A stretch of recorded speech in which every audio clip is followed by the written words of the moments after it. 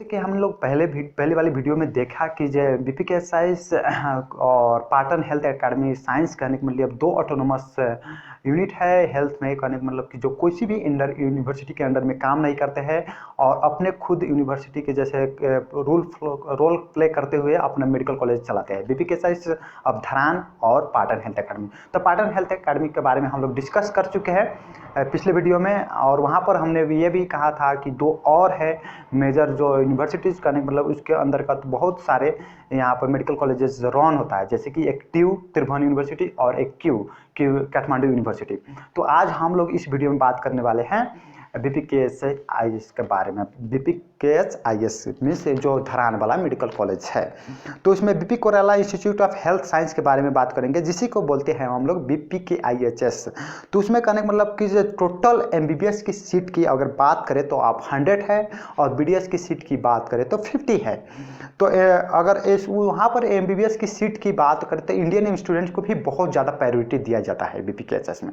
तो फर्स्ट पहले बात करते हैं कि जो कैसे कैसे है उसमें। तो तीन किस्म से उसमें जो फॉर्म हो खुलता है, तो 3 किस्म के फॉर्म फिलअप करने के लिए आता था।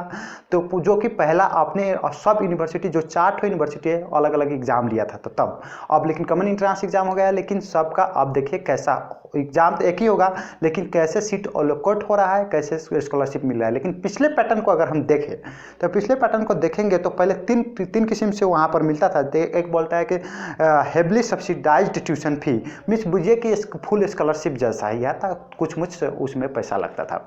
और दूसरे में बात करेंगे तो partially subsidised tuition fee scheme से, कहने का मतलब कि जो हाफ में हाफ डोनेशन और हाफ स्कॉलरशिप का मतलब उसमें निकाल सकते हैं आप, कुछ आधा जितना पैसा लगेगा। एक था इंटरनेशनल ट्यूशन फी स्कीम, कहने का मतलब जैसे WHO एक मापदंड बनाया है कि जो इतना इतना लेना पड़ेगा पैसा, ऐसा ऐसा है, इतना फी स्ट्रक्चर है, वैसा ही वहाँ पर लगता था इंटरनेशनल में। तो वहाँ पर full international tuition fee scheme में नेप्लीज को नहीं अलाउ हुआ था किया जाता था पढ़ने के लिए। वहाँ पर सिर्फ इंडियन पढ़ते थे, श्रीलंकन पढ़ते थे, अफगानिस्तानी पढ़ते थे, पाकिस्तानी पढ़ते थे, यूनाइटेड स्टेट्स वाला पढ़ते थे, कोई फॉरेनर सब पढ़ते थे उसमें। तो पहले वाला में बात करेंगे heavily subsidised tuition fee scheme में, जिसे हम लोग बोल सकते हैं शॉर्ट फॉर्म में HSTFS का करा था। तो उसमें नेप्लीज स्टूडेंट्स की बात करेंगे तो MBBS वाला में नेपाली नेशनल स्टूडेंट के 29 फुल स्कॉलरशिप होते हैं, जिसमें अंतर्गत आता है कि ओपन कैटेगरी, दलित, हिल साइड मीन्स जो पहाड़ी क्षेत्र के तरह, कोई डिसेबल्ड, ये सब बहुत सारे आते हैं। उसके बाद बात करेंगे जैसे कि वहाँ के बीपीकेएसआईएस की वार्ड के बारे में, वार्ड की भी कैटेगरी रहता है, डिसेबल्ड भी कैटेगरी रहता है, उस सब मिलाकर 29 फुल स्कॉलरशिप में सीट्स रहते हैं हेवली सब्सिडाइज में। उसके बाद इंडियन नेशनल स्टूडेंट्स के लिए 4 सीट्स हुआ करता था।